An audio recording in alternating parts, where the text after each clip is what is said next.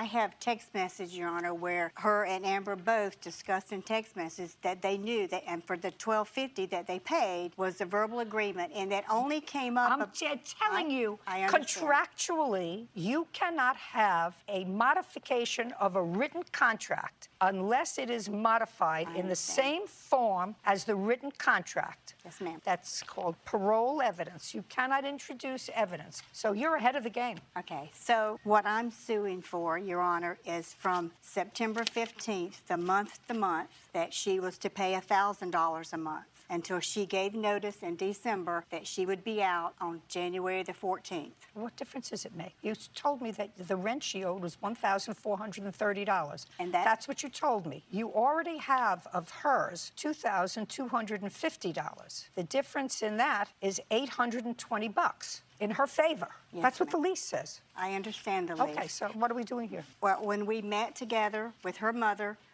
called to ask to meet with us and brought up the fact that, yes, they were paying the $1,250. She agreed in the meeting with her mother that that was our verbal agreement. Okie dokie. Okie dokie. I've explained it to you 3 times. I have a written contract. The written contract is what it is. Okay. If you want to modify it or change it, you're the landlord. You change it in the same form as the written document, which is, I agree to modify the rent to $1,250. And if you don't, this is what you're stuck with. Okay, and that lease ended on September 14th. I'm suing her from her month-to-month after that for the rent she did not pay after that. Nothing about... You told me that I said to you, how much does she owe you in rent? You said $1,430 is what she owes me in rent. That was my question. That's what you answered me. That's what I'm taking as gospel. Yes, ma'am. That means she's still overpaid under the terms of her lease, $820. Her lease was up September 15th. We're done.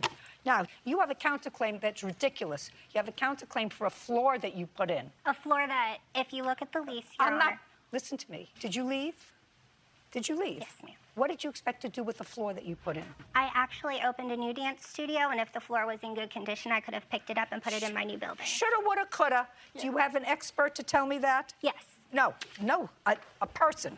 Not a piece of paper, a person. You put a floor in. It didn't work out in this place. Do you have a new place? Yes, ma'am. Perfect. Are you doing okay? Yes, ma'am. Your case is dismissed. Yeah. We're done.